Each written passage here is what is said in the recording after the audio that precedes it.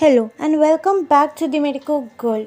In this video, we are going to discuss about BP805 ET Pharmacovigilance Unit 1 Part 1, that is Introduction to Pharmacovigilance. So let's begin.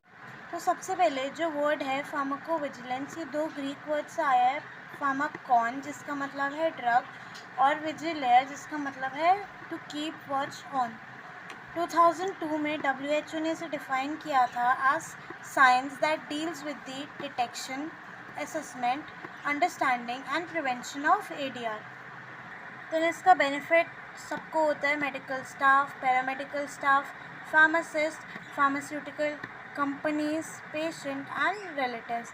तो इसका purpose क्या होता है कि rational use of medicine का, decrease हो drug related harm, safety हो drug की फॉर द पेशेंट. स्कोप क्या होता है?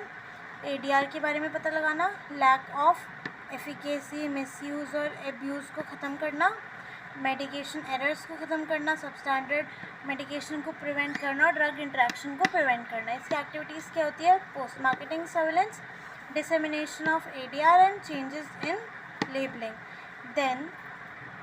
देन जो मॉनिटरिंग सेंटर है इंडिया का वो दिल्ली में है मेन. CDSCO जो कि central drug standard control organisation है, यही अप्रूव करता है ड्रग्स को इंडिया में.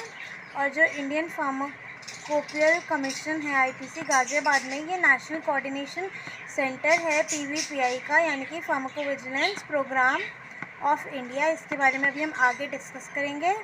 उपसिला मॉनिटरिंग सेंटर जो स्वीडन में है वो इंटरनेशनल मॉनिटरिंग सेंटर है और ये करता क्या है? कॉजॉलिटी असेसमेंट, सीवियरिटी ग्रेडिंग कैसे कलेक्ट करता है, डिसेमिनेट करता है और कम्युनिकेट करता है डाटा को यूज़ करते हुए नारंजो स्केल और हार्टविक सीवियरिटी ग्रेडिंग सिस्टम को. देन बात कर लेते हैं कि इम्पोर्टेंस क्या है सेफ्टी मॉनिटरिंग ऑफ मेडिसिन की. तो जो ADR है वो टॉप 10 लीडिंग कॉज है डेथ का मोस्ट ऑफ द कंट्रीज़ में. जो ड्रग सेफ्टी मॉनिटरिंग की जाती है उसका मेन मकसद क्या है कि हम लोग रिस्क मिटिगेशन एक्सरसाइज करें, जिसमें जो एडवर्स ड्रग रिएक्शन है जो थेरेप्यूटिक ड्रग्स या बायोलॉजिकल्स या डिवाइस की वजह से हो रहे हैं उनको हम एक्सप्लोर कर सकें, प्रिवेंट कर सकें और मिनिमाइज़ कर सकें. जो प्रोसेस जिसमें एक्सपेक्टेड या अनएक्सपेक्टेड एडवर्स रिएक्शन होते हैं यूज़ ऑफ मेडिसिन की वजह से, पोस्ट मार्केटिंग फेज़ में उन्हें हम आइडेंटिफाई कर सकें. और according to article 17 of regulatory authority law, drug stores और हेल्थ केयर इंस्टीट्यूशन या ऑर्गेनाइजेशन वो देखती है कि कोई किसी थेरेप्यूटिक ड्रग की वजह से एडवर्स ड्रग रिएक्शन हो रही है तो उसे ऑथराइज गवर्नमेंट बॉडी को रिपोर्ट करना चाहिए. देन रिपोर्टिंग फॉर्म्स होते हैं एडवर्स ड्रग रिएक्शन रजिस्ट्रेशन के लिए, वो डेवलप होते हैं सेंटर पे और जो स्प्रेड किए जाते हैं among the workers of the public health service. जैसे कि पहले थैलिडोमाइड ड्रग की वजह से फोकोमिलिया जो एक नेशनल डिज़ास्टर हुआ था, इन सारे इंसिडेंट्स को हम प्रिवेंट कर सकते हैं फार्माकोविजिलेंस की हेल्प से. अब बात करते हैं history and development of PV. ये स्टार्ट हो गई थी 169 ईयर्स पहले. जनवरी 29 में 1848 में एक यंग गर्ल थी जिसका नाम था हाना ग्रीनर, जो नॉर्थ ऑफ इंग्लैंड में रहती थी. वो उसकी डेथ हो गई थी जब उसने रिसीव किया था क्लोरोफॉर्म का एनेस्थेटिक रिमूव करने से पहले इन्फेक्टेड टोनेल को. तो जो सर जेम्स सिम्पसन थे उन्होंने डिस्कवर किया जो क्लोरोफॉर्म था वो एक सेफ और पावरफुल एनेस्थेटिक था और उसे इंट्रोड्यूस किया था क्लिनिकल प्रैक्टिस में. जो उसका कॉज ऑफ डेथ था उसे इन्वेस्टिगेट करा तो समझ में आया कि क्या हुआ था, लेकिन ये बहुत ज़्यादा इम्पॉसिबल था आइडेंटिफाई करना कि वो डेथ किस वजह से हुई थी. तो वो उसकी डेथ हुई थी लीथल एरिथमा की वजह से या पल्मोनरी एस्पिरेशन की वजह से. फिर 1747 में फर्स्ट नॉन क्लिनिकल ट्रायल्स हुए थे बाय जेम्स लिंड, जो प्रूव किया था जिन्होंने usefulness of lemon juice in preventing scurvy. 1937 में डेथ हुई थी मोर देन 100 चिल्ड्रन की due to toxicity of sulfanilamide. Then 1950 में एप्लास्टिक अनीमिया रिपोर्ट हुआ था क्लोरोमफेनिकॉल टॉक्सिसिटी की वजह से। 1961 में वर्ल्ड वाइड ट्रेजेडी हुई थी थैलेडोमाइड की वजह से। देन 1963 में 16th वर्ल्ड हेल्थ कॉन्ग्रेशन हुआ था जिसने रिकॉग्नाइज किया था significant to rapid action on adverse drug reaction. 1968 में WHO रिसर्च प्रोजेक्ट हुआ था for international drug monitoring on pilot scale. 1996 में global standard level clinical trials initiate हुए थे इंडिया में। 1997 में जो इंडिया थी वो अटैच हो गई थी WHO के ADR मॉनिटरिंग प्रोग्राम के साथ। 1998 में PVPI की इनिशिएशन हुई थी। 2002 से लेके 2004 तक 67 नेशनल PV सेंटर इस्टेब्लिश हुआ था इंडिया में। 2005 में लॉन्च हुआ था नेशनल PVPI और एकम्प्लिशमेंट हुई थी स्ट्रक्चरल क्लिनिकल ट्रायल्स के इंडिया में। 2007 में FDA अमेंडमेंट एक्ट आया था। 2009 से 10 में PVPI स्टार्ट हो गया था। 2010 में new investigational new drug reporting rule आया था।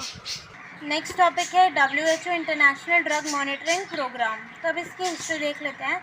1961 में जब थैलेडोमाइड ट्रेजेडी हुई तो जो हेल्थ एजेंसीज थे वो टेंशन में आ गए फाइट करने के लिए एडवर्स ड्रग रिएक्शंस को। WHO ने 1968 में स्टार्ट किया था एक प्रोग्राम 10 कंट्रीज़ के साथ जिसका नाम था international drug monitoring centre IDMC। WHO में जिनेवा में वो शिफ्ट हो गया था इन 1978 में टू UMC यानी कि उपसला मॉनिटरिंग सेंटर स्वीडन में, और उसको नाम दिया गया था उस टाइम पे WHO collaborating centre for international drug monitoring.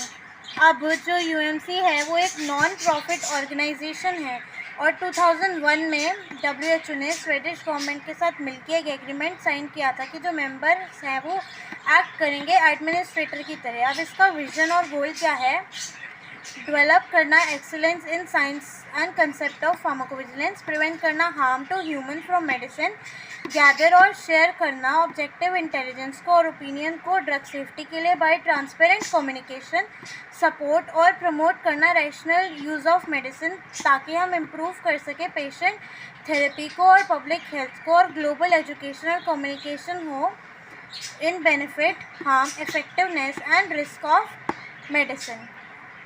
अब देखते हैं कि एक्टिविटी काम क्या करता है। डेवलप करता है leading edge system and science to identify and communication of safety hazards from drugs, carry out कर सके रिसर्च को within ethical, intellectual and scientific boundary of theory and practice of PV, pursue कर सके active collaboration and communication with all stakeholders, pursue कर सके goal of signal global database for drug safety, ensure कर सके कि कभी miss ना करे किसी सिग्नल ऑफ पोटेंशियल हैजार्ड को, और सारे स्टेक होल्डर्स जो है वो इंश्योर कर सके कि एवेलुएट करे और लर्न करे फ्रॉम डिसीजन, इनकरेज करे ग्रोथ ऑफ फार्माकोविजिलेंस को और इस्टेब्लिश करे नए नेशनल सेंटर्स, प्रमोट करे एग्जिस्टिंग सेंटर्स और स्टेक होल्डर्स को, शेयर करे इंफॉर्मेशन ओपनली और ट्रांसपेरेंटली, स्टिमुलेट करे harmonise system worldwide pharmacovigilance के लिए, मेंटेन और डेवलप करे यूजफुल प्रोडक्ट्स और टूल्स सर्विसेज इन परस्यूट ताकि हम अचीव कर सके vision and goals of the programme. Last topic है pharmacovigilance programme of India that is PVPI। तो ये इसकी हिस्ट्री है कि ministry of health and family welfares government of India ने 14 जुलाई 2010 में under the aegis of CDSCO and first national coordination centre जो था एम्स और न्यू दिल्ली ये इस्टेब्लिश हुआ था। करंट NCC यानी कि नेशनल कोऑर्डिनेटिंग सेंटर है IPC गाज़ियाबाद जो कि आया था 15 अप्रैल 2011 में। इसका मिशन है सेफगार्ड करना हेल्थ ऑफ इंडियंस, इंश्योर करना बेनिफिट ऑफ मेडिसिन, आउटवे करना रिस्क एसोसिएटेड विद ड्रग्स, और विजन है इम्प्रूव करना patient safety, welfare of Indian health by monitoring drugs ADR और डिक्रीज करना risk of medicine use. Then इसके goals हैं हमारे शॉर्ट टर्म और long term. Short term goals हैं डेवलप करना और इम्प्लीमेंट करना PV सिस्टम को, एनरोल करना सारे medicine council of India approved medical colleges, encourage करना हेल्थ केयर प्रोफेशनल्स को रिपोर्ट करे वो ADR of drug, vaccine, medical devices, biological products, collection of case report and data. Then long term में आएगा expand करना PV programme को सारे government और प्राइवेट हॉस्पिटल्स में, डेवलप करना इलेक्ट्रॉनिक रिपोर्टिंग सिस्टम, डेवलप करना self reporting culture among health care professionals और मेक करना एडीआर रिपोर्टिंग को मैंडेटरी फॉर हेल्थ प्रोफेशनल्स। इसका कॉज था फेलियर ऑफ इम्प्लीमेंटेशन का। इंडिया में जो पीवी सिस्टम है वो अच्छे से फंडेड नहीं था और सिस्टमेटाइज्ड नहीं था बिग कंट्रीज़ जैसे कि इंडिया के लिए, और जो डाटा ऑब्टेन हो रहा था जोनल से पेरिफेरल सेंटर में वो पुअर और नॉट वेल एनालाइज था, और जो मोटिवेशन थी फार्माकोविजिलेंस के लिए हेल्थ केयर प्रोफेशनल्स में अर्बन और रूरल एरियाज़ में वो नेग्लिजिबल थी, और जो पेशेंट थे वो भी इतने अच्छे से एजुकेटेड नहीं थे कि वो डायरेक्टली रिपोर्ट करें एडीआर को रेगुलेटरी बॉडीज़ पे। फिर इसके ऑब्जेक्टिव्स थे कि क्रिएट करना nationwide system for patient safety reporting, identify करना और एनालाइज करना new ADR from reported case, analyse करना risk benefit ratio of marketed drugs, support करना रेगुलेटरी एजेंसी को इन डिसीजन मेकिंग, कम्युनिकेट करना safety information of medicine, emerge होना as centre of excellence for PV activity, provide करना training, consultancy और data management collaboration और generate करना evidence based information of medicine. इसके regional centres है कोलकाता, मुंबई, चंडीगढ़ और मैसूर में। जो कम्युनिकेशन होती है पीवीपीआई के अंडर वो सबसे पहले यूएमसी उपसला मॉनिटरिंग सेंटर स्वीडन में जो इंटरलिंक्ड है एनसीसीआईपीसी से, जो फर्दर कनेक्टेड है सीडीएससीओ जो हेडक्वार्टर है न्यू दिल्ली में, वो कनेक्टेड है एडीआर मॉनिटरिंग सेंटर से, जो फर्दर कनेक्टेड है जोनल ऑफिसेस से जो कि है चेन्नई, मुंबई, कोलकाता और गाजियाबाद में, जो फर्दर कनेक्टेड है हेल्थ केयर प्रोफेशनल से। That's all for now. Thank you. We will soon meet with a new video. Till then, stay tuned.